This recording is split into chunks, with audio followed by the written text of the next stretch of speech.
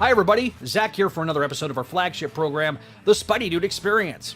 This episode is brought to you by our loyal patrons over at patreon.com/Spideydude Network. Pledge today and get both early access to content on the main channel, as well as entirely exclusive content, like brand new shows and commentaries for old Spidey stuff, including commentaries for the MTV series, for example, as well as the video editions for Voices from the Area Gargoyles podcast. And our Patreon first show focused on the Krakoan era of X-Men. We also want to encourage you to check out our other programs that are all available on Audio Edition. These are all over on Spideydude.com, and they're available on your favorite podcasting app.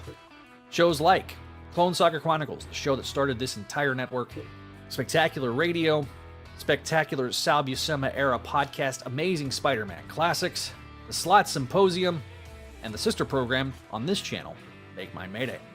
As always, be sure to hit the like button. It really does help us big time in the algorithm. And additionally, if you have topics you'd like to cover on a live show or in a recorded medium, make sure to leave a comment down below the description or shoot us an email at SpideydudeRadioNetwork@gmail.com.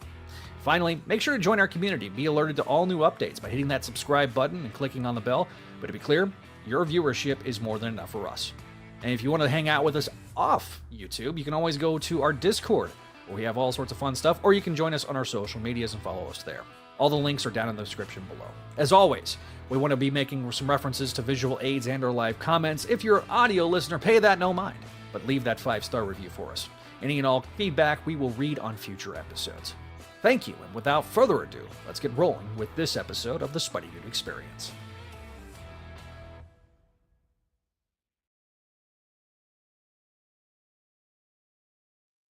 And we are back here live on the Spideydude Experience. I'm Zach Joyner, your friendly neighborhood webmaster of Spideydude.com, as mentioned. And this is an ASM/not ASM episode. As always, I am joined by the stalwart of the Spideydude Radio Network's Spideydude Experience. He is Adam. Hello, Adam. Hey, Zach. And we are... Oh, sorry, Adam. Didn't mean to step over you. That's okay. We also have TGOM. Thank God it's not Monday. The grumpy old man. All right, so the real Grumps, the floating head of guilt himself, sandwiched between Mary Jane and Peter Parker. Spider-Man Loves Mary Jane by Sean McKeever. Cover, I think, to issue number 1. Yes, it is actually.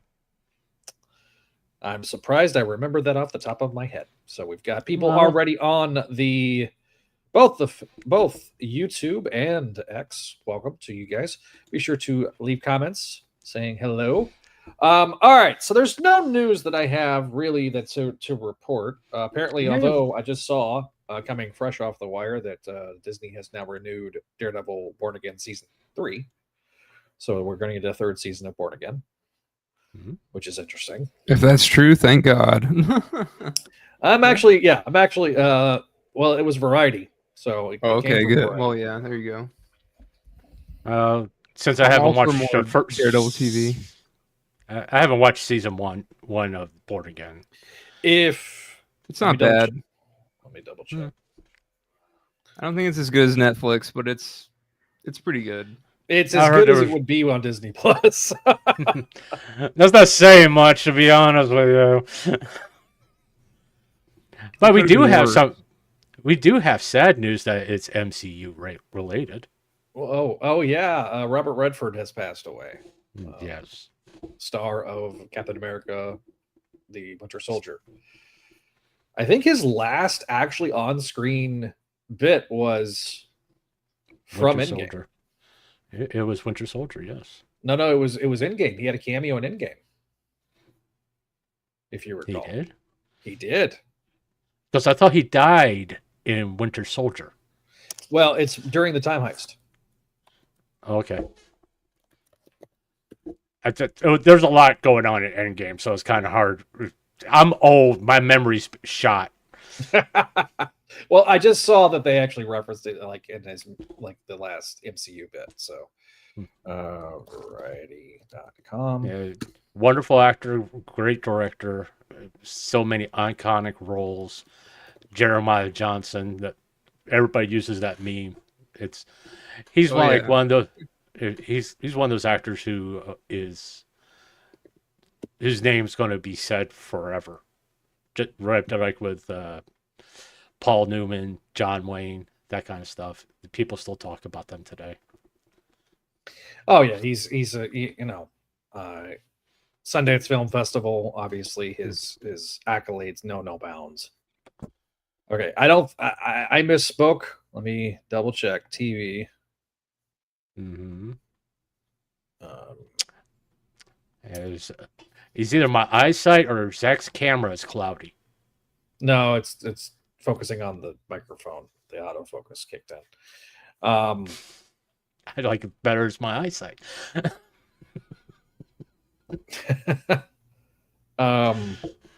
Yeah, it's a okay. So I don't know where that report came from. Daredevil season 3. Walk again.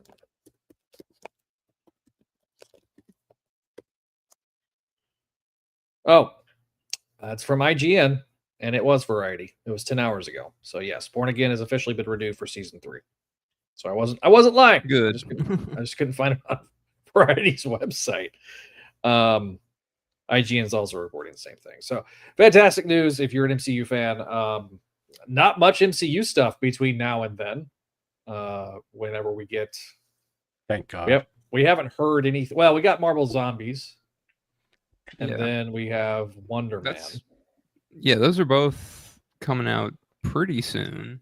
Marvel Zombies is like a few weeks, which is I saw the trailer. It's an interesting take.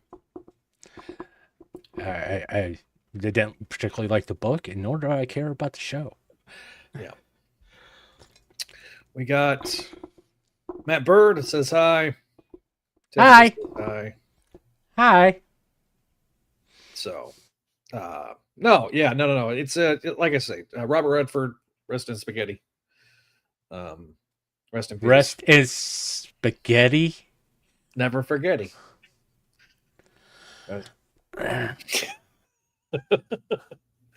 Just kidding. Rest in peace to Robert Redford. Prayers to his family and friends. I've seen a lot of outpouring of love, and all of it is just duly justified. So thank you for reminding me about that, Mr. Grumps. All right, so I did not misspeak. I wanted to make sure that I did not misspeak about the Daredevil news. There was a Marvel Legends live stream, and for once there was no Spider-Man. Like nothing. It was very, very odd. We do know that the Mysterio that was already previously announced is coming out on October 10th as part of the Walmart Collector Con. We'll see how well it goes. It is the Mysterio based on the 90s show. But other than that, that was the only Spider-Man announcement. And I didn't, think it warranted anything but a mention. We will have MCM London, and we will also have New York Comic Con that is coming up in October. So we will probably have news coming out of that. The last several years, they've revealed at least half the wave for 2020. Like last year, this year's wave, they revealed half of it at MCM London, and the other half was revealed at New York Comic Con. So fully kind of expect that that's going to be kind of the same thing. There is a new Super Scroll that's going to be the exclusive for both conventions. So it's the fall convention exclusive. It's not just for one specific convention. So we'll see what happens with that. If it's going to be like the Death's Head from last year's San Diego, whether it's going to be available on there. So a lot of people were very frustrated by the Savage Land 3-pack that we talked about in the past, and how there was extremely limited quantities, which again, it's a San Diego exclusive, but it was also characters that people wanted. So, but yeah, so more to come on that. No breaking comic news. I guess we could talk about this a little bit. I am trying to figure out the date of this fifth anniversary show, where we are going to be celebrating. We are now in year 5 of the Spideydude Experience, which is kind of awesome when you think about it. Adam, you've been here you've been here from the beginning. So That is you true. want to reflect really quickly because it actually occurred officially over Labor Day weekend. So, but I haven't had a chance to really kind of talk about it other than like, oh crap. So, yeah, it's been fun. A lot of ups and downs, I guess. But yeah, we've reviewed a lot of issues. We reviewed like over 100 issues, which is kind of nuts. we've now reviewed 2 volumes of Amazing Spider-Man. Yeah. Volume 5 and 6. Yep. And We it was a survived joyful the- experience for everybody. Everybody was so thrilled to review all those issues. Most of, I mean, about half of them. I would The say. Nick Spencer stuff we were fine with. It was Yeah. the Zeb Wells stuff that was really hard. Yeah. Yeah, This stuff, and yeah. Beyond was okay. Like, Be- you know, I don't know. yeah, Beyond was great until the end. And Yeah. as a tease for next Wednesday on the Comic Bench YouTube channel, Chasm is a shit character, and I will die on that hill. The character assassination that occurred to create Chasm or Jism or whatever you want to call him, I'm still salty. Okay, This is a good We would have Sort of guessed. today's issue. So This, or this, yesterday's. is, this is a good segue into reviewing ASM actually, because Yeah, I am it's funny because I wonder about Ben and Chasm here because his memory was supposed to be wiped, so I'm like, what, anyway, let's review the issue. Okay, I since Neil is not here to do breakdowns, let me pull the cover up.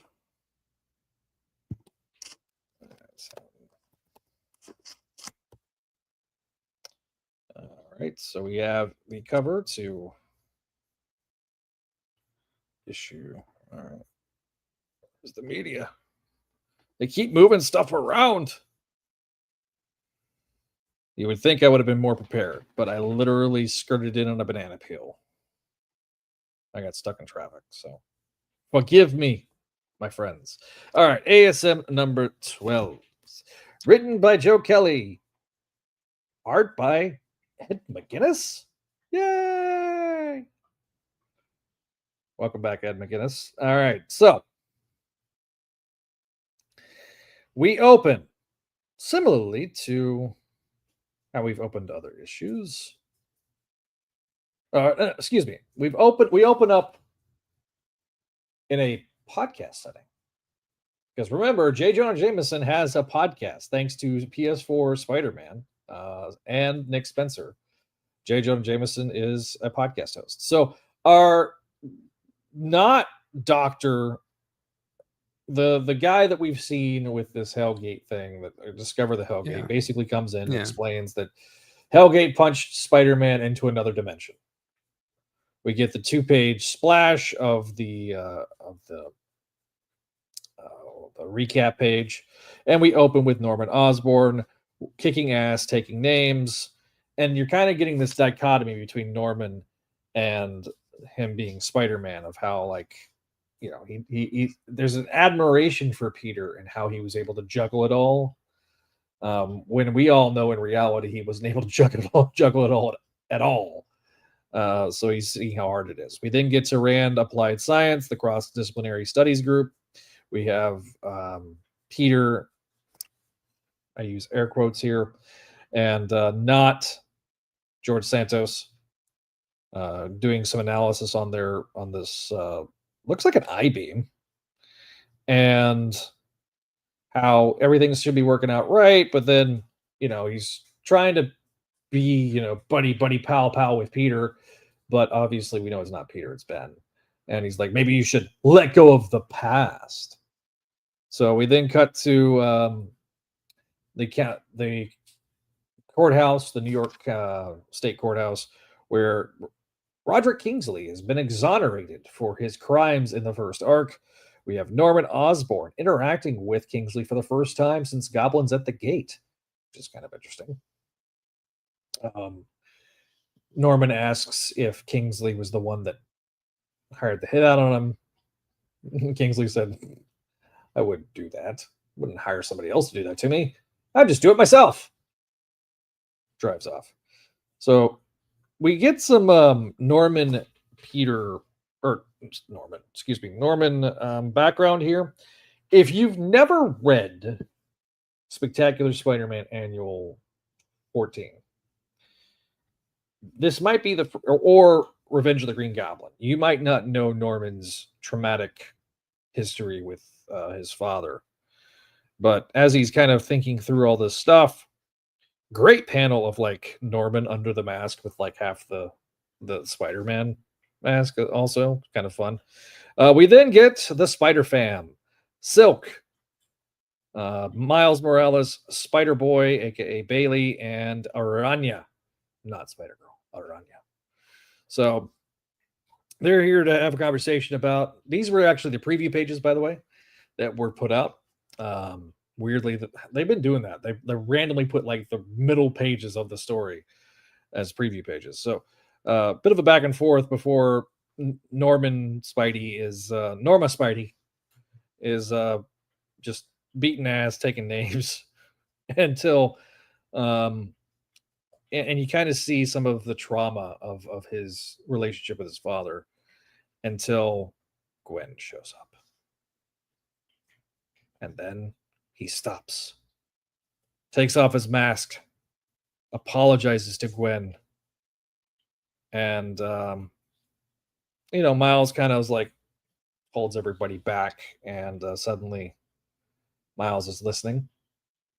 We then cut to elsewhere, hidden away. A mysterious hooded, cloaked person has approached Kingsley and offered him a big giant mecha suit. Why? To be continued.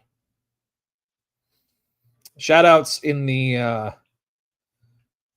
letters page to Aaron, John, Mitch, Taylor, and Ryan. I know none of these people, so shout out to you guys for being in the letters page. So meanwhile, in October, in issue 13, we'll get back to actual Peter Parker with Rocket Raccoon and the whole gang. And yeah. Adam, your thoughts on this issue? I think it's interesting enough, the Norman stuff, but this issue, it feels so much like Superior Spider-Man. And I feel like it retroactively shows some of the flaws in the logic of Superior Spider-Man, just because like all this, like the other Spider people, they already know that this isn't Peter. And it's like, Doc Ock didn't hide it that well. It's the same thing. Like they were both brutal Spider-Men, and like people were like, what's going on? But it was like, oh, well, this is there's nothing wrong with him when it was Doc Ock. But then these guys, they know automatically that it isn't Peter. And it's just like, man, it's like, and I'm glad it's nice that they didn't take stupid pills though. Yeah, exactly. No, I'm glad, but it's like, man, like that was like, it really just shows that, the logic of Superior Spider-Man was flawed. Like people should have, I guess it can be argued that because like it wasn't a total mind swap. It was more of a brainwashing. So it was like, well, it was Peter the whole time. It was, just acting like Doc Ock or whatever. And this is actually Norman in the suit, and it is a completely different person. But still, I don't know. It was just it was definitely comic book logic for the first Superior series. But this, I'm pleased with how they handled this. Agreed. And like I said, it is interesting. Norman as Spider-Man's kind of interesting. I think it's more interesting than Peter in space. But I don't know. What, you don't like Peter Parker in space? I mean, not really. Like I said it last time, it just feels like they're buying time for something. I don't know. And but it's like I wonder. It's one of those instances where I'm glad the book is twice a month, because it feels like this would be very drawn out if it wasn't, or it would be, they wouldn't be taking as long with telling the story if it wasn't twice a month. I don't know, but it's just, I'm glad the book is twice a month in instances like this. Agreed. It's good to see McGinnis back. I mean, Oh yeah. Kelly He's and McGinnis. he's really fresh. Like I'd like to see him on the book more. Yeah. I mean, I'm glad he's part of it. No disrespect to John Romita Jr., but it's like I like when we get new artists. Yeah. That's because it's like, oh, but because I remember when we were doing the Spencer stuff originally and Ramos came back, and I was like, well, we had so much Ramos already in Slots Run, and Otley was so brand new, it was very refreshing, but Ramos seemed to be kind of rejuvenated at that time. Well, so it's not Ramos nice. on a awful deadline. You know what I mean? That's the other thing too, is that Ramos is, God, I'm bright. Sorry, I was just noticing how shiny my head was. The thing about Ramos's artwork with Spencer, it felt like he had the time to really devote. Like, if you've seen Ramos on other works, when he's not tasked with like having to save the day, because it just felt like half the time Ramos was just there to just jump in and save the day, and he's just trying to pace through the deadline. He just didn't feel that with his stuff with Spencer. But I kind of get that. It's like we got when Otley left to go do his own stuff, or Hulk. I think he did Hulk. Yeah, he did Hulk. When Otley left, and then they brought Bagley in, it's like, well, it's Bagley, but it's like, is it Bagley though? It's not like the Bagley. So I get what you're saying. I am, it's interesting to me that Dowling was brought in for the previous 2 issues. Yeah. And then we have the big, anniversary issue with both Romita Jr. and Pepe Larraz. And then we have McGinnis here, who wasn't in the solicitation, until we read it last issue. So we know the Roz comes back next issue. But I'd rather not jump back and forth. I'd rather just get through the arc. Yeah. But again, it's good that this is one instance where the twice a month thing works, because it's like, okay, well, we're doing 2 different stories at the same time. Okay, sure. If it was once a month, they'd be doing it. It would either be shorter, or they'd probably be doing the Norman story as the main one, and then Peter in space as like a backup, I imagine. Mm-hmm. And at least, and it would take in 6 months, and it's like Dragon Ball Z with Goku trying to travel to to Namek, and while everyone else is already there. Yeah. Nice DBZ reference. That's for Donovan. But yeah, Grumpy Old Man, what you think about this issue, bro?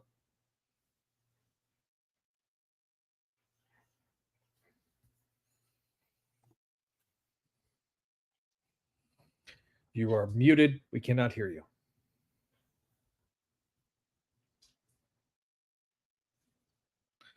I see your lips are moving, but they are not producing any sound.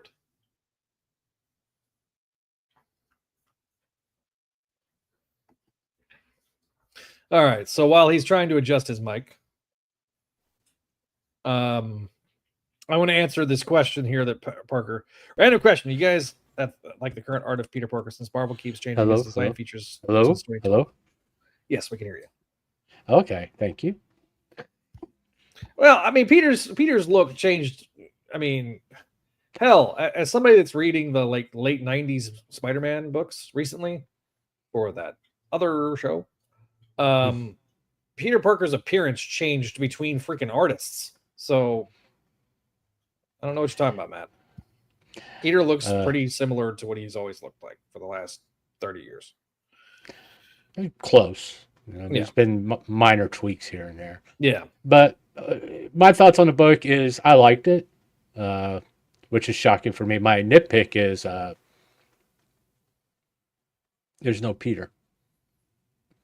I mean, there is hey, Peter, sir. I'm not talking about Dust Boy. What? Do you want me to call Ben Reilly Peter Parker Light or Diet Peter Parker or Peter Parker Zero? No. Okay, just stick with Dust Boy. Dust Boy then. He's not Dust though. He got better.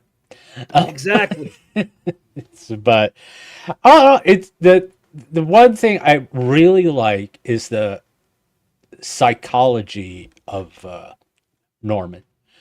The complex thoughts that we actually got to take for us to have privy for us to see. Because typically in modern comics, we don't know what the hell these characters are thinking. All of a sudden, we get this like 10 billion word balloons thrown at us where they have to say everything they're thinking. It's kind of nice to have like an inner monologue and to get a deeper understanding of the psychology of a character that for decades wanted to kill Peter. So, and the struggles he's having. As for the Spider Squad, no, there's some I could have done without, to be honest with you. Spider Boy, I don't like that character at all, so I kind of wish. Okay, have you read the book though?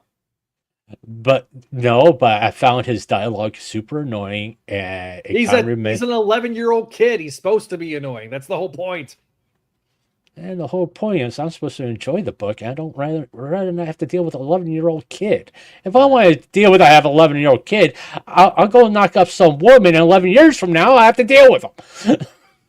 That escalated very quickly. It's called the Damian Wayne syndrome. I don't like Damian Wayne either. That's the reason why I don't read Batman. When I read that, it's like, oh, shit. We got Marvel's Damian Wayne now. You're on the list, Vinkman.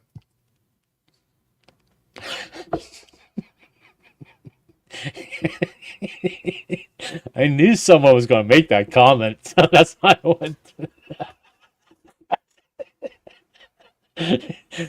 I set him up.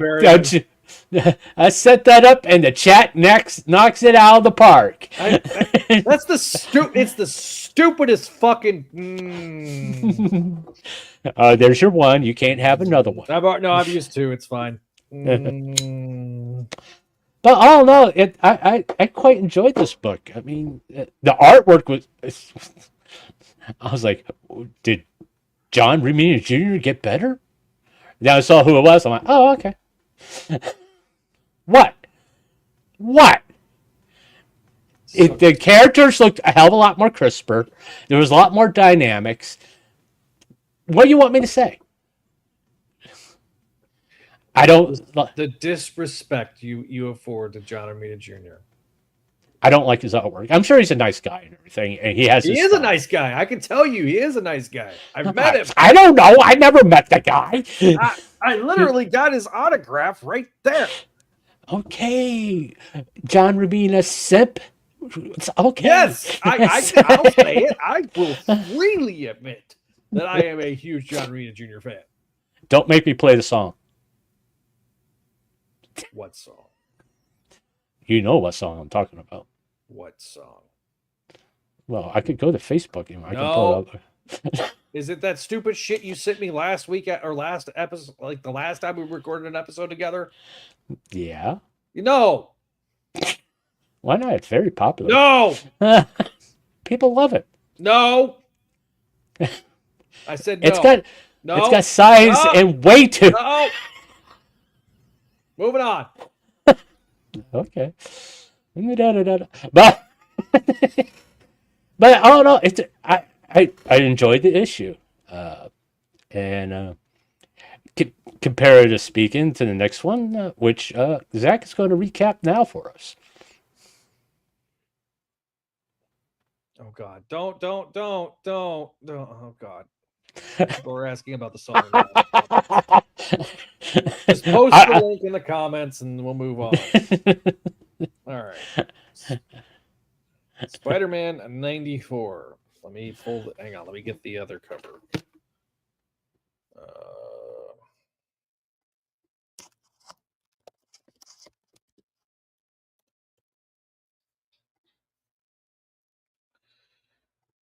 I'm going to use the variant cover that I got, because I got a variant cover. I did not get the original.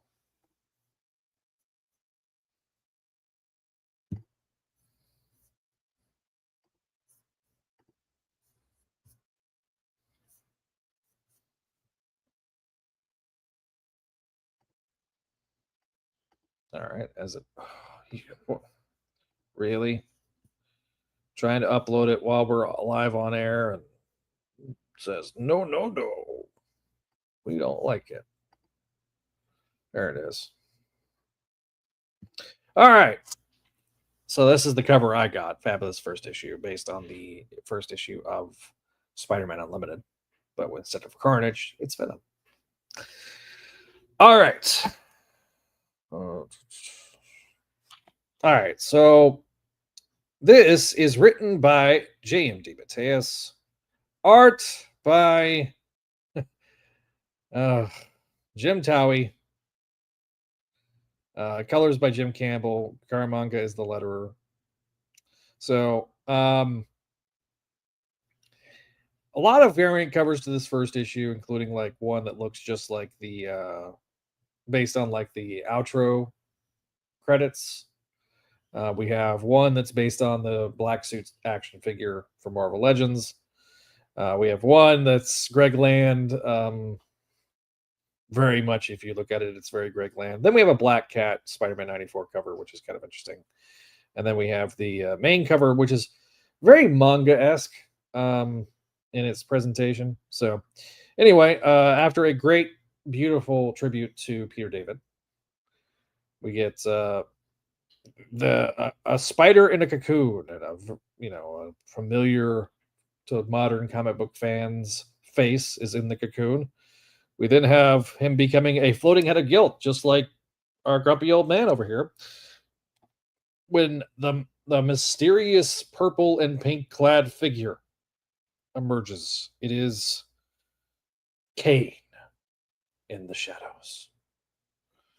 So we then have Chapter 1, Awakening. We have Mary Jane in her very 90s show-inspired regalia with Spider-Man swinging through the city to the top of New York, which is another neat little J.D. Mateus reference, if you have not read Light the Night with Electro. So Peter takes off his mask with MJ, and they kind of have a heart-to-heart, and he's kind of struggling with reintegrating her into his life when the Kane is watching the two of them in the shadows. Cut back to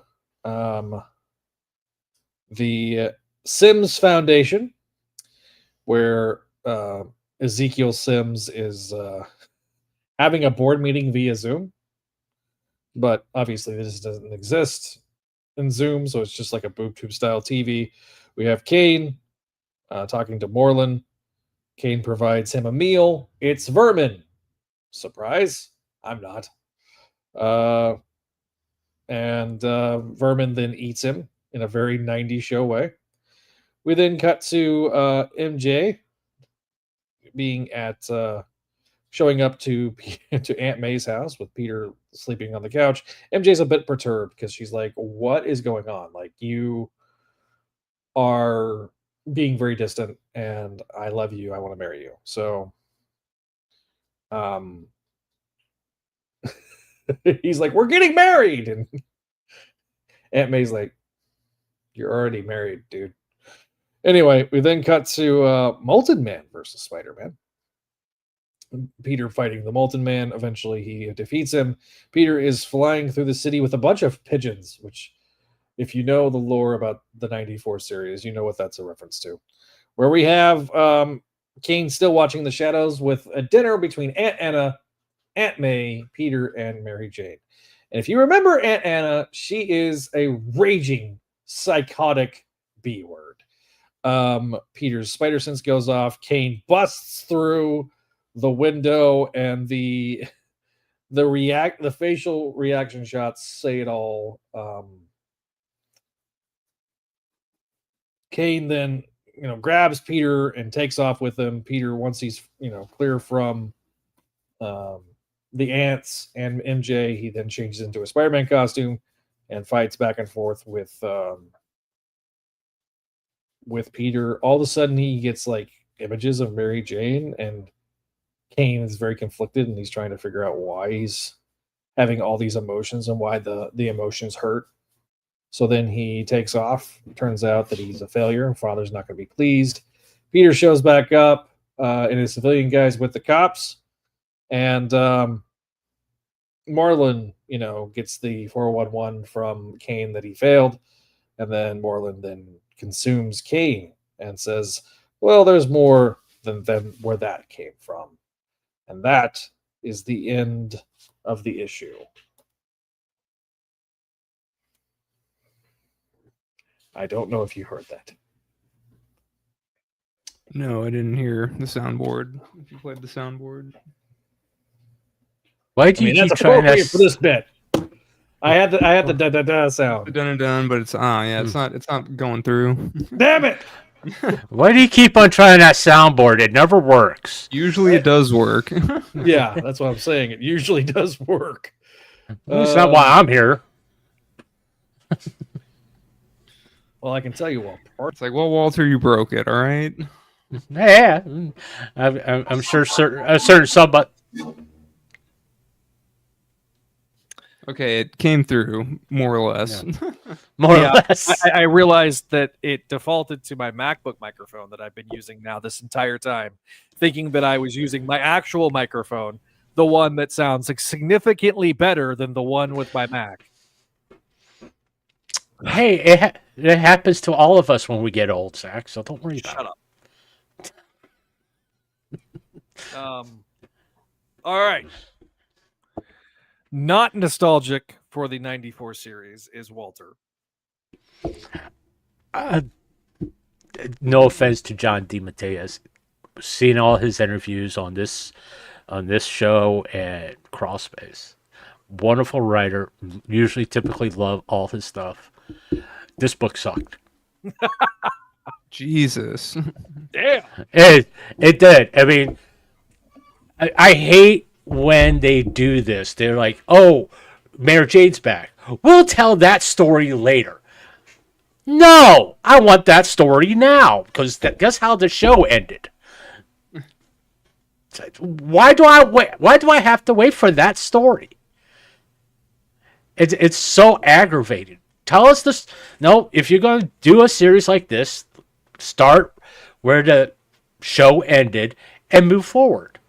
Because people kind of want to read that story. Now we got Kane, and why do we have to have freaking Moreland? I'll tell you why. Because out of all the villains that have been developed in the last 30 years, he's been the one that's had the most staying power. Like, he's had the most staying power outside of every other villain.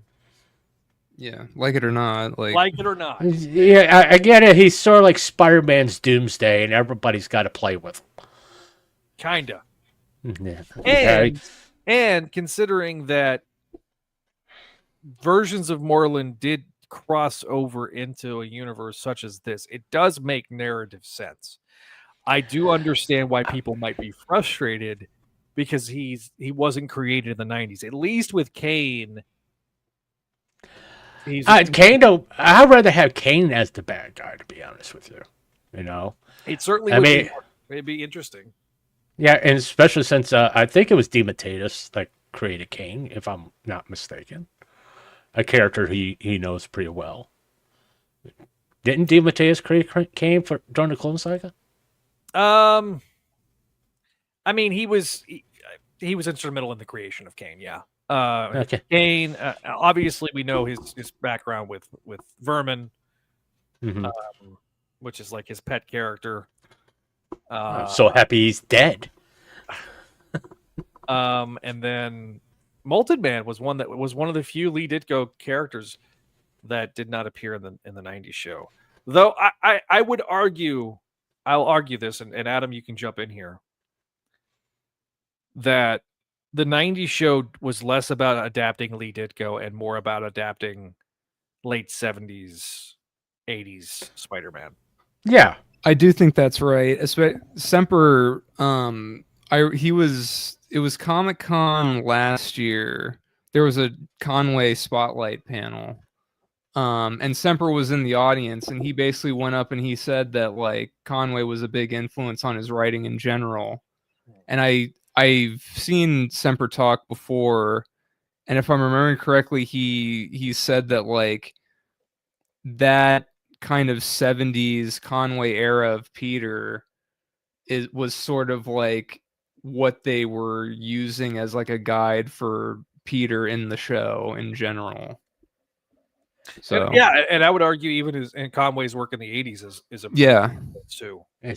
And it's as much the whole narrative is jumbled because we're jumping in basically in the middle of an episode that you don't know what happened before. And I hate when comic books do this. It's like, oh, we're going to do a time leap 6 months later, and by the way, we'll tell you what happened 6 months later from the first issue. We'll tell you the story that you actually want to read. It's sort of like what Wells did, from what I understand. And you're kind of like going, I don't want to read this story right now. Okay, couldn't you build up to the Moreland, to the Kane, all that stuff after we deal with how Peter got Mary Jane back? Because from what I read in this book, it sounds a lot more dramatic and more interesting than what's currently in the book. You know, no offense to Clone Saga fans, I really don't find Kane that interesting of a character. I don't particularly like Moreland. Okay, I didn't like it when what's his face used him. It's just like, oh, come on, start with the story that everybody wants to read, and now you gave us something we don't particularly care about, and the artwork was. This is my subjective opinion. The artwork was subpar because there are a lot of faces. It was like, what? What is that? Mary Jane, or is that Aunt May, or Anna? It's and there's just some expressions that were used don't quite match up to the text that's going on in the book. It's like, what the hell? I have very strong opinions about this, but go on, Adam. I know you're going to jump in on that art. Oh, on the art? I mean, I think people are being way too hard on the art. I think it's perfectly fine. It's like, yeah, it's not on model to the show, but I kind of don't care about that.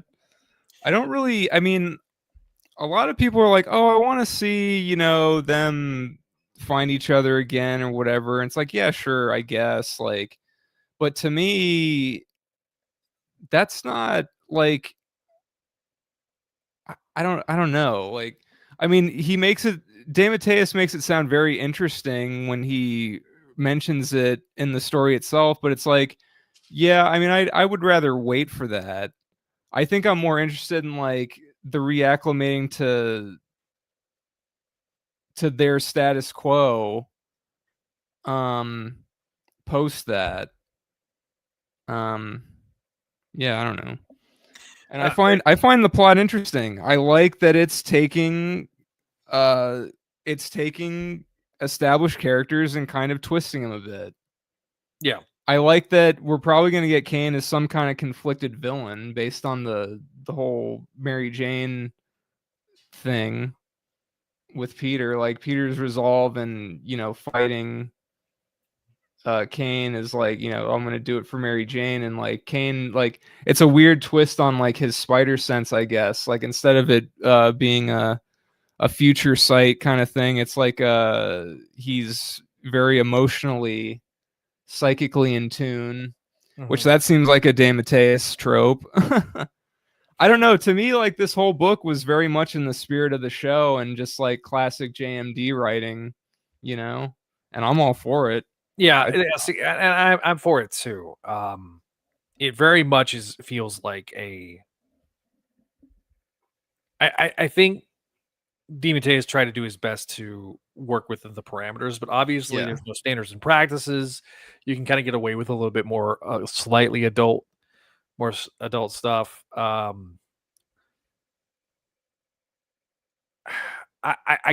look, the artwork, man, it does take me out. And if I had been, there's some wonky faces, but all these artists, like they do wonky faces. People just don't pay attention. Yeah, I just think because it was in the preview art, like some of the really more wonkier ones. Sometimes Peter kind of looks like Robert Pattinson's Bruce Wayne, and sometimes he kind of looks like what's his name? God, why am I now? I'm forgetting his name. Shaggy from Scooby Doo. I'm trying. I can't. Why? God, what's his name? He was the guy from Scream, right? Yeah. Yeah. I can't remember his name. I can see his face. Matthew Lillard. There we go. I forgot. Okay, so totally blanked on that. If I had been able to advise the Danny, which is the editor of the book, the person I would have said, hey, to reach out to, because I think it would have been fun, was Alex Savick. Yeah, and he did do the tie-in comics originally. Yeah, he did the comics in the 90s, and he was able to kind of ape that style. That's what he did immediately after leaving Web, pretty much, was to come back to Spider-Man and do the Adventures of Spider-Man tie-in comics that were based in some cases adaptations of the stories, other cases kind of taking place in the same universe. I do want to say one thing about the art. Okay, I don't care if it's like the show. What bothered me a lot about the art, one, it looked like it was trying too hard to be like the show. All right, I think they should have gone with like you could do a few panels that have the show street clothes and that kind of stuff, then just move beyond that. Okay, you set up. Okay, we're continuing the show, but we don't have to keep it the artwork like the show. My personal feeling, they're trying way too hard. Okay, if you're going to do that, fine. Get the guy who does it the best and have him do it. If not, just move on from it. It's like when DC did the Batman 66, I think it was. Batman's costume was from the show, but the rest of it, no. They didn't keep him in the same suit the whole damn time. So they could have moved on from it, and that's kind of what I wanted. I didn't want to see the 94 costumes out constantly wearing the street clothes, because when me and my kids were watching the cartoon, one of my kids going, why don't they ever change clothes? Why are they always wearing the same stuff day after day? Am I allowed to do that? No. It didn't make sense to set to a 10-year-old. Well, right? they did change his attire after the first season. So like he had the striped shirt only for the first season, and beyond that they had like the jacket and stuff. But that kind of became so iconic the first season that it's now been often used. Yes, I mean it's time to. No, I kind of wish they would have. No, not try so hard. Just kind of like, okay, he's got the striped shirt. We don't have to make the art like the show. Just kind of make the characters recognizable and move on. Yeah, I mean, I think they were trying to capture the spirit of the show, and I get it. I genuinely do. I get what everybody's saying. And the thing is, I don't like that people are like, oh, well, now we're never going to get a show continuation because of this or whatever. Or like, oh, this is the continuation when this isn't really the continuation. Because remember, they did an X-Men 92 comic that I'm pretty sure has nothing to do with 1000%. Yeah. Yeah, like. So I'm just happy we're getting JMD doing Spider-Man, and it just so happens to be this. Like, I don't know. I thought it was fun. My only problem with this Black Cat is that there's a lot more cleavage than she ever showed on the show. Otherwise, this is a fun Black Cat cover. This is the Greg Land cover that you're seeing here up on the screen. It still just has that Uncanny Valley vibe to me. Well, that Hobgoblin is like a copy from. I'm pretty sure he heavily referenced Green Goblin and the night Gwen Stacy died. So it's just This is the symbiote Spider-Man based on the action figure. Kind of a unique cover because you kind of have like them trying to do like more photorealistic action figure with like the cartoony-esque the nice bulge. He's got a pretty good bulge going on right there, I'll tell you what. All right, we're not talking about his bulge. This is based on the character models and character designs from there. Yeah, I do like them bringing the Spider-Man group logo from the 90s back, which is kind of fun. For those that don't know,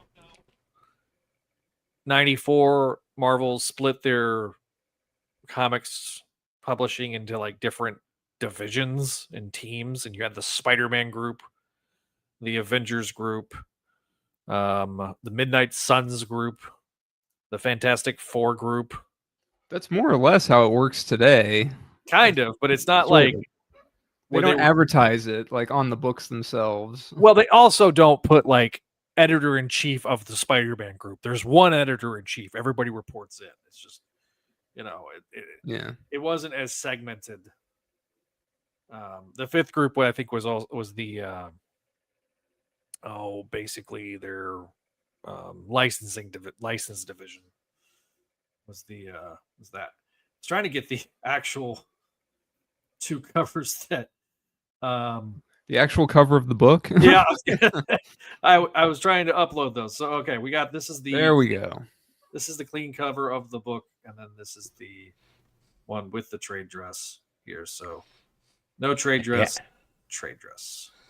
So it looks like something hit Mary Jane in the head and squashed her face. It looks very manga and anime. But this is the cover artist is Nick Bradshaw. It's not James Towey. I don't know who did the cover. I just know it just seems off to me. That's all. Yeah, it's weird because it's trying to do the character models, but then like you have Moreland in there, and it's like, wait, that one of these things is not like the other. Yeah, Morbius in the background, right? You got Green Goblin, Rhino, Venom done with the appropriate colors with the red and blacks. Craven, Kingpin in his 90s get up, Shocker, Hobgoblin, Black Cat looks right, Doc Ock looks right. What the f is Moreland doing here? So yeah, I got a quick question about Black Cat. If I remember correctly from the show, her powers activate when she takes the mask on and off. Not necessarily. It was she would put the mask on and then activate her powers because she got her powers derivative from the super soldier serum. Yeah, I mean I kind of remember that from Okay, Yeah, guys. it was weird. My brain is old. My brain is old, so is my memory. I just kind of remember from the show, she used to put the mask on. All of a sudden, she was Black Cat. When she takes the mask off, no one knew who she was. She was Okay. Felicia Hardy. Yeah. Felicia Hardy, aka not Gwen Stacy, but kind of Gwen Stacy. Mhm. She had like the regular blonde hair when she was Yeah. Felicia Hardy, and then puts on the mask and she becomes all, muscle mommy. My boobs grew 2 sizes longer. A lot of young boys had an awakening with that character. Daddy, puberty just hit.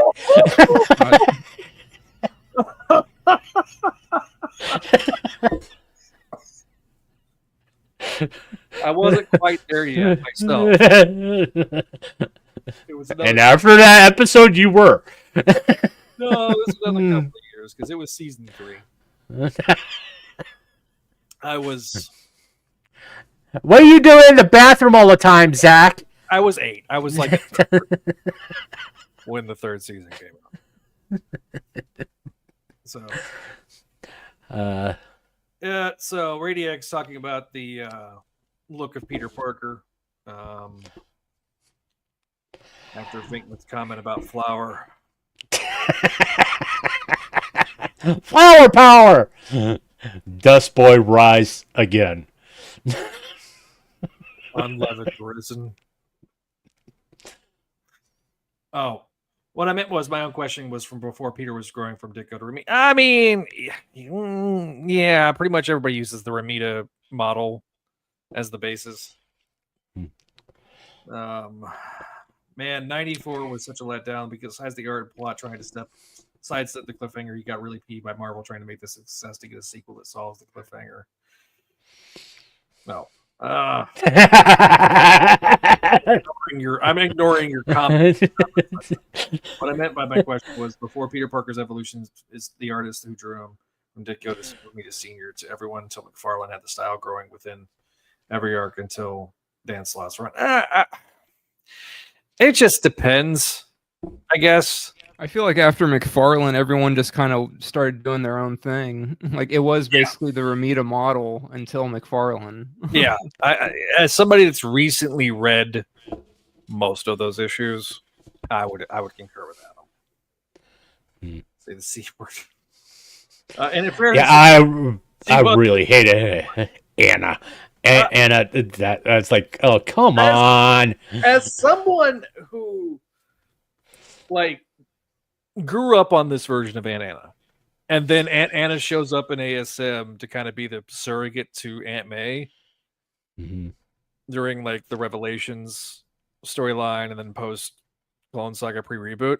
It's such a weird dichotomy to see this version of Anna, and she's written perfectly in character. But my God, it was just like, where did this come from? Because this is not from the comics at any point in time. Has Aunt Anna ever been anything but a sweet old lady, except when she was drug-addled by mutant drugs that caused her to go psychotic. And that was very recently, too. So mind-boggling Marvel seems to do this kind of story for beloved series. But again, as Adam pointed out, there already was an X-Men 92 series. The faces are a problem. And I agree with you on this, Radiac. I think his Spider-Man looks great. I think his Mary Jane looks great. I think most of his Moreland looks fantastic. Same thing with Kane. It's just Peter and a couple of the other faces like the I would say that 7 out of 10 times Peter looks all right to great, but there are some wonky things. But I find that one reaction where he looks messed up. I thought in context it just looked funny. Well, it just heightened the strain, the reaction of it all. I don't know, the bewilderment, the uh-oh kind of thing. I don't know. I mean, what threw me off is when Mary Jane and Peter were kind of discussing the relationship in his bedroom, and it's one panel he's smiling, and I'm reading what's going on, and said, why would he be smiling at this point? It's that's a little psychotic, you know? Yeah. So I do agree with Vinkman in that Moreland's best arc is his first arc, and he should have stayed dead. Like, although like they never did anything with Dex. Most people tend to forget that Dex kills him at the end of that first arc, and then he's never seen again.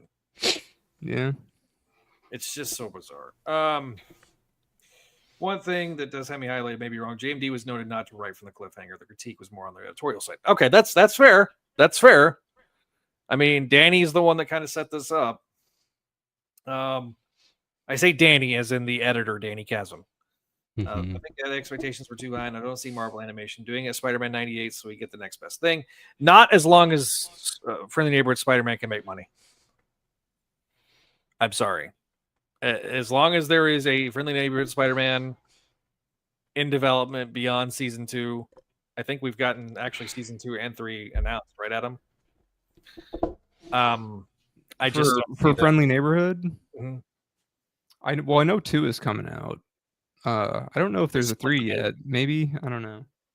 Yeah, I think 2. I think we're in development on season 2, and season 3 was all but greenlit. Yeah, that might be true. I can't remember. Yeah, it's been so long. I mean, I've been paying attention to that much. Well, especially now that like it aired, and it's like, oh yeah, there's gonna be a season 2, and yeah, I think they might have said there was gonna be a season 3. So. But now, you know what has not been, like what's been rumored on the rumor mills for Marvel Legends is Your Friendly Neighborhood Spider-Man wave, and it's never happened. So that would make sense given the time frame of the development of the figure. So I'd even buy that stupid like makeshift homemade suit. Yeah, with the hockey jersey or whatever. Do you think DeMatteis will bring Stan Lee in the series, or if it would be more than limited series of Spider-Man 94? Probably not going to bring Stan Lee in. That was very specific to that part of the story. Like he's back in his home. He's back on home Earth 94 or 94 TAS. Yeah, whatever it is. Because Earth 94 is Ben Reilly. So Spider-Man. Yeah. I don't know. I don't think they'll bring in Stan Lee. I like that cover because it reminds me of the outro slideshow with the mini character designs. She's talking about this cover here. Yeah, and I'm pretty sure this is the character model that was used throughout the show. Yeah. Also on the Spider-Man cartoon maker, which there is a Spideydude reference because we used that for the animated GIFs back in the day. More comments from the comments section. Would have wished Nick Bradshaw to be the artist of the series. He did pretty good for the Godzilla versus Spider-Man crossover. Not expecting me 1-to-1 just off the face, man. Peter in that one memeable panel where he looks like Whoville with the no chin. It was certainly mine. Got a second when She-Hulk transformed to that whole cartoon around the same time. It's the flower. God. Do you like getting death glares from me? Do you just enjoy it? Are you a sadomasochist? Well done, Vickman. Well done. Gamer Slyrat says the way the show handled the ending, finding the whole MJ element didn't feel like a cliffhanger. At worst, a part of the ending that we didn't see. Okay, all right. Zach's now going to have an aneurysm. We had this argument on Spectacular Radio. We talked about an open ending versus a cliffhanger. Yeah. What you see on you brought up Batman 66. What you would see on Batman 66 was a definition of a cliffhanger. Heroes in danger, are they going to make it? Yeah. This is an open ending. Yeah. It's not a cliffhanger. You know he's going off with Madam Web to go find Mary Jane. You can make that story up in your brain. You know he's going to go find Mary Jane. Like, that's the whole implication. Yeah. It's not like he's going to go find her and, like, he's going to go try to find her and, like, fail. Right. He's not going to go find her and fail. That's you just know that. Yeah, Now, like the way they wrote it was they were hoping they would get a 5th season or 6th season. But if they didn't get a 6th season, it's an open ending enough ending that you can just say, okay, it's the end of the show. And you could argue that the whole point of the last half of the finale is Peter Parker coming to terms with his own self, yeah. having met his creator. So the way that even because everybody calls the end of Spectacular Spider-Man a cliffhanger where you see Norman / not Norman talk about how, he never apologizes. That was always intended to be a tease for Norman's not dead. He's really alive. If they had gotten other seasons, they would have picked up that storyline from there. Right? Yeah.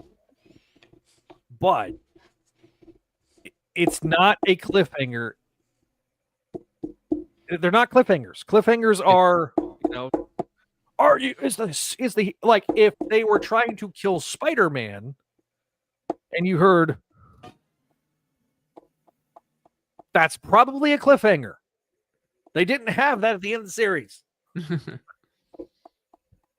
It's just was it a cliffhanger for young boys watching that series? I can't wait to see him get Mary Jane back. No, it's not. I'm talking about 11-year-old mind watching that cartoon. The adults, yes, it's open ending. For children, it's a cliffhanger. I don't know, because as somebody that watched the ending live, like when it happened. Knowing what a finale meant, I always viewed it as an open ending. You know what I mean? Like, even though I didn't know what an open ending was, I was like, oh, he's going to go get Mary Jane. Okay, it's fine. Everything's fine. And you weren't looking forward to the next season when he does that?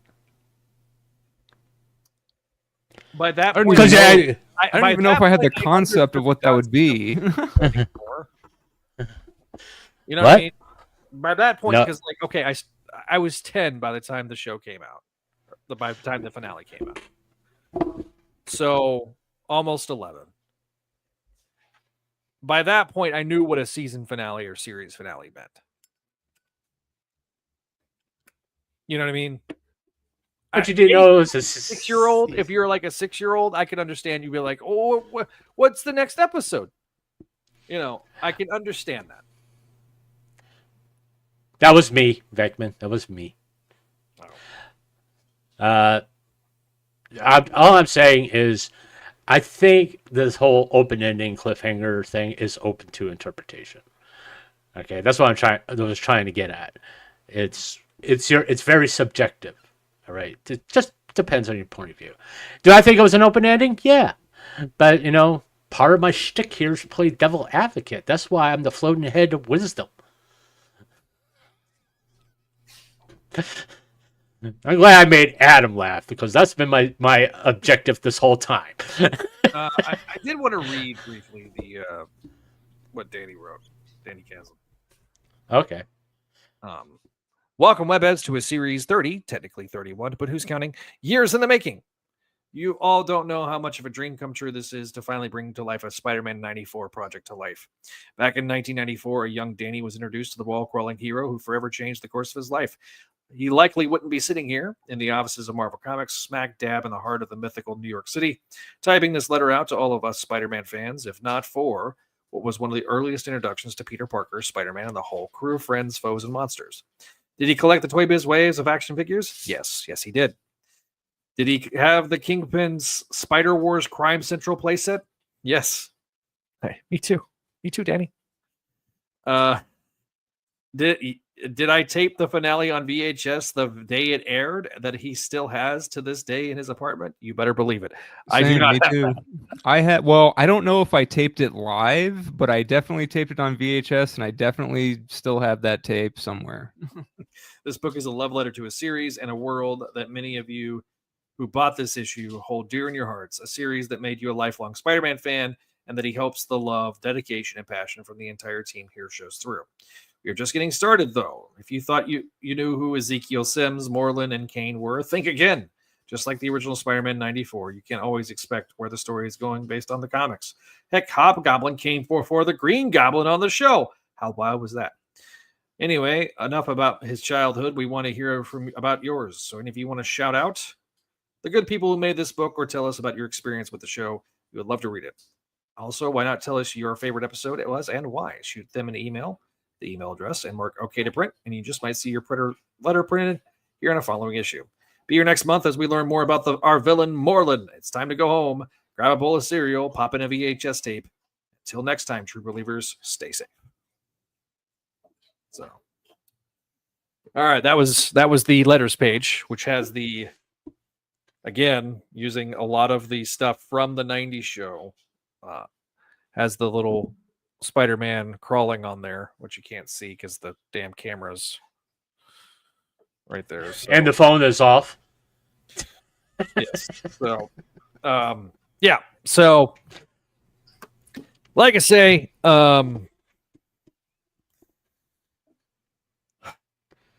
do wonder what John Simper had in store, because he did mention, as a response to the then news of this mini coming out, that 2025 was being the anniversary of the show, he's gonna put something out. He's already wrote. There is a script that he wrote. I he have wrote that. this. I still haven't read that, but for a long time he's had a script that's, Spider-Man finds Mary Jane.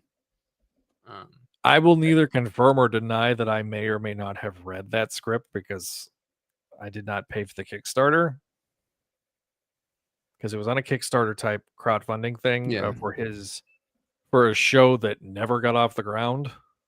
Mm-hmm. Where he was basically going to cast most of the people from the 94 series in this not any way related show. Theoretically, Mr. Joyner, without saying anything that would get you in trouble, was it in your head, this imaginary script, any good?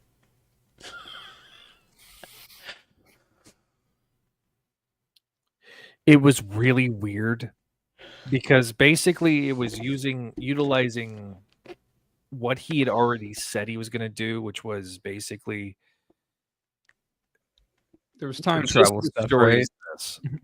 Where he goes back to a Victorian era of England in an alternate dimension where Carnage is Jack the Ripper. Yeah. As a stand-in. And then he saves Mary Jane from not Carnage.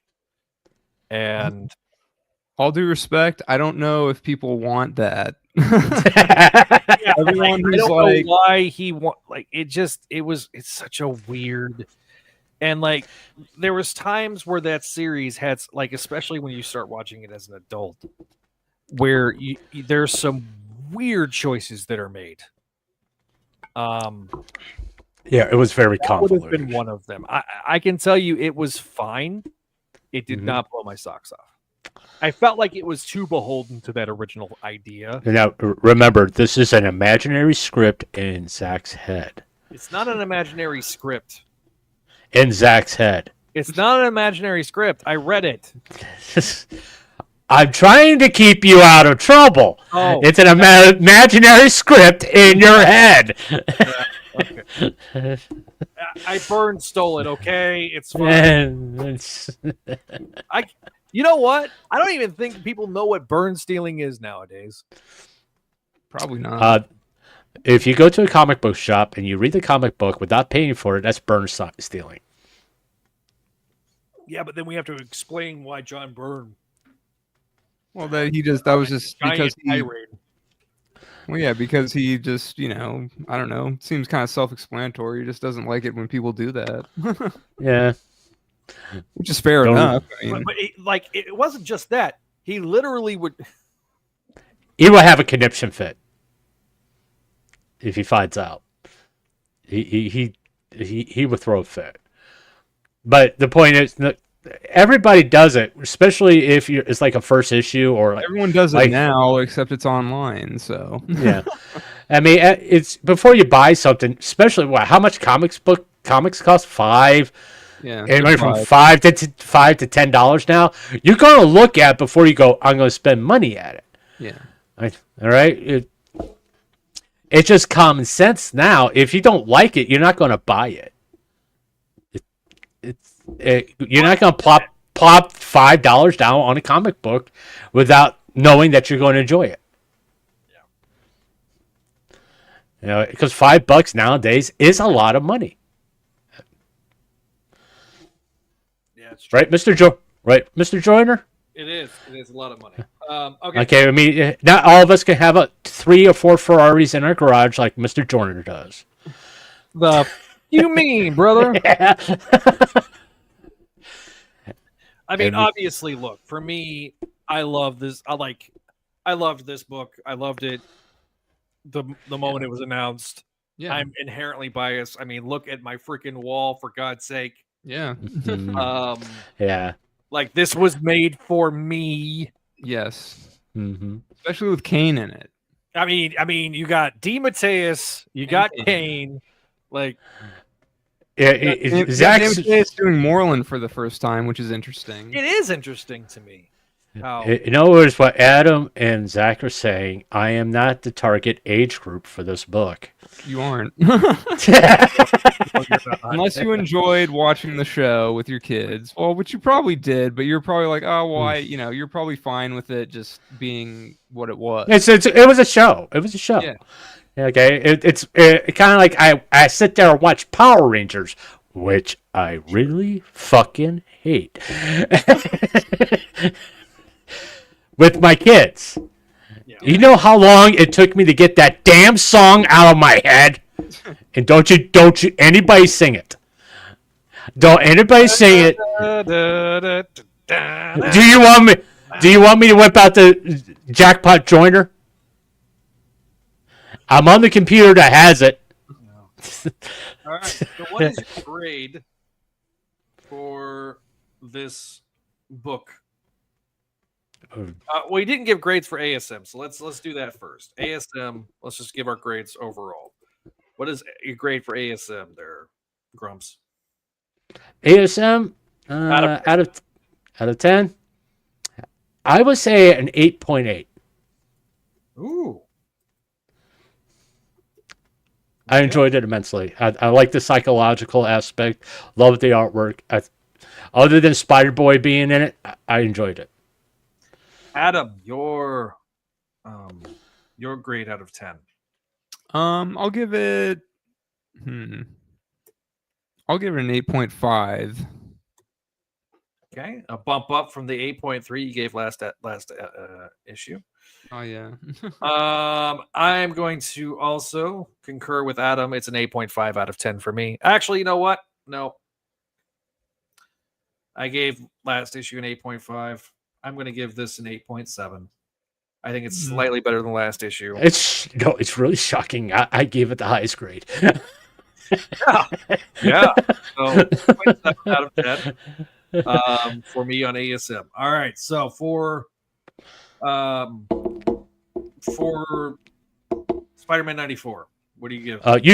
You two go first. Adam, your grade. Your letters and numbers. Letters or numbers? I'll give it an A. Okay, Adam's grade is an A. I am going to give it. Yeah, I'm with you. I'm an A as well. Actually, that's the target audience. You know what? I gotta give it a slight demerit, not for the writing at all, but for the just the faces. It's an A-. Slight demerit.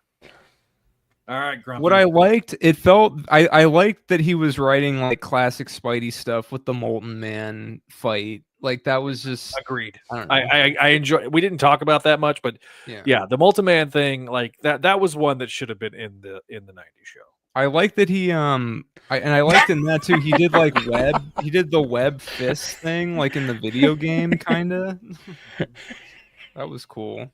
All right, grumpy old man, what do you give the freaking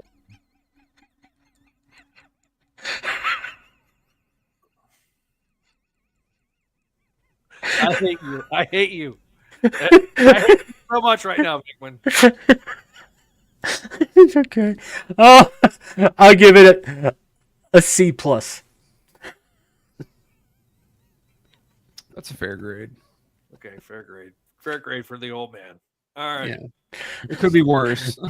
So just for posterity's sake, because audio listeners are not going to know what we're talking about. Vickman went Mighty Morphin Flower Rangers and Go-Go Flower Rangers because he just wants my ire. Because I amuse him, I make him laugh like, haha. Like I want to go Joe Pesci kneecap right now, but it's fine. Meanwhile, freaking Walter's having a stroke. Y'all gonna make me stroke out. I'm gonna crash out if I'm not careful.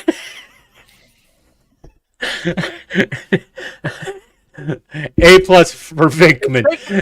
For the flower jokes to come back around to me. So, and it's I solely blame you, asshole. You're welcome. Left in part because of those fucking flower jokes, and now you guys want to bring it back on and raise my blood pressure. Well, you know, it is. I'm having a good time. Is that everybody else? Hey, chat, are you having a good time? I'm having a great time.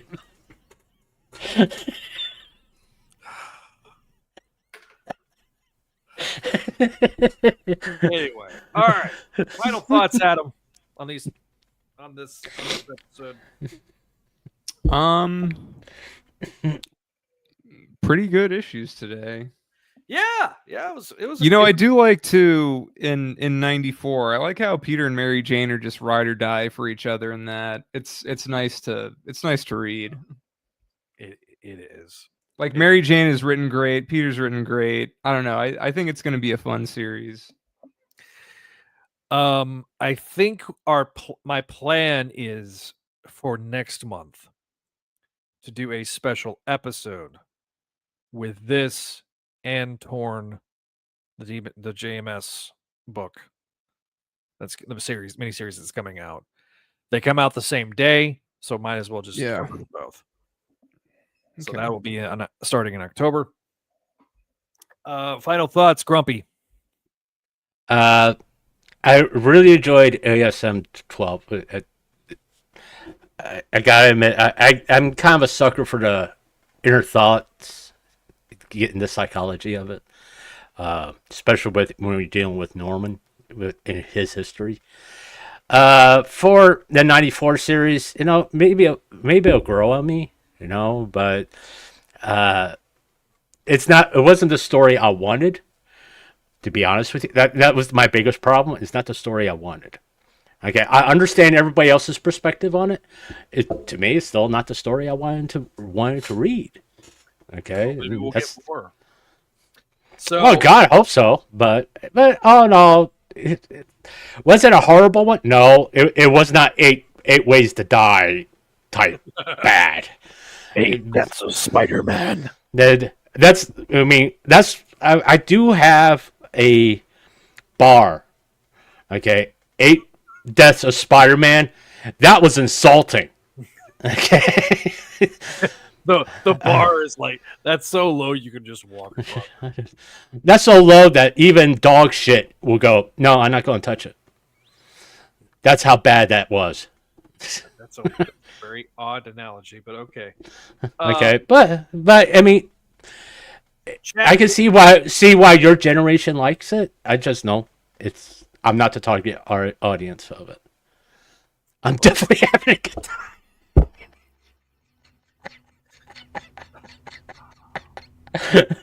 And Zach is now having second thoughts about me being on this show. Because here's the thing.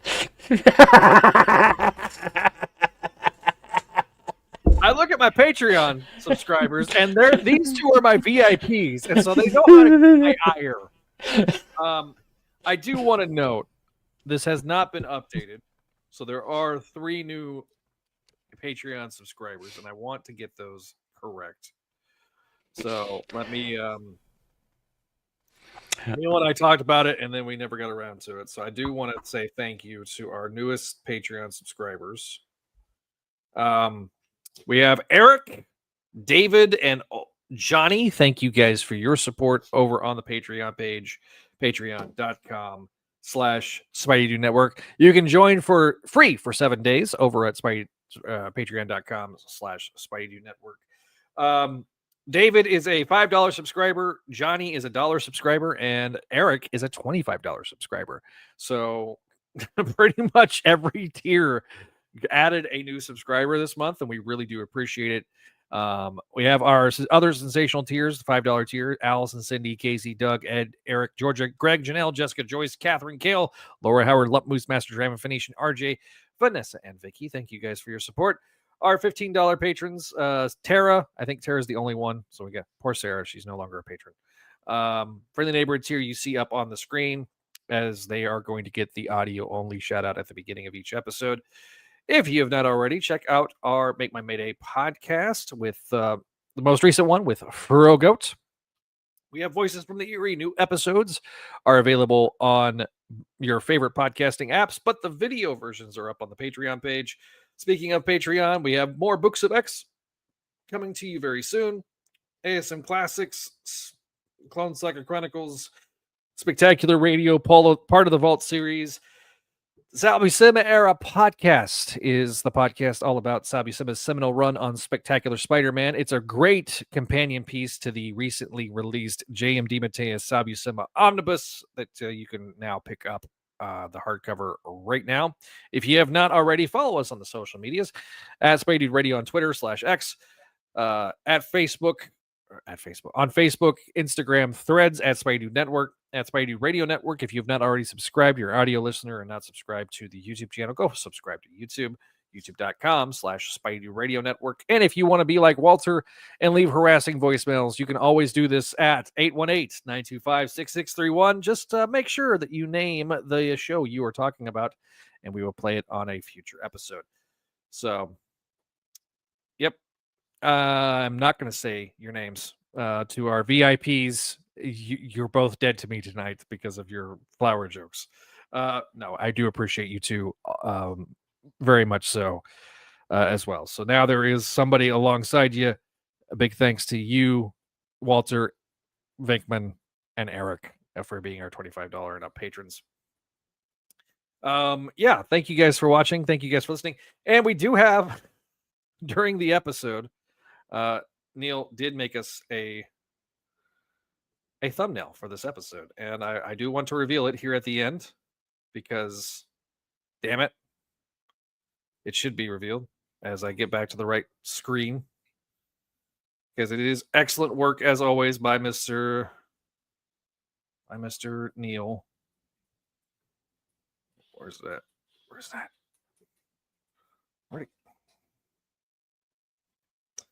Where did it go? Where did it download to? Damn it. Hang on. Oh.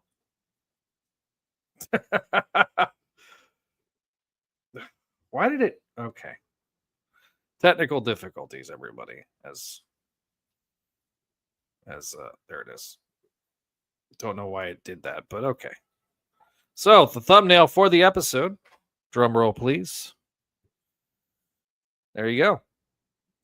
So, excellent work from Neil on the episode. Still love the Spideydude Experience logo. So, thank you guys for all your support over on, if you're watching us live or after the fact. Thank you guys for watching. Thank you guys for listening, if you're listening to us. And we'll see you next time here on the Spideydude Radio Network.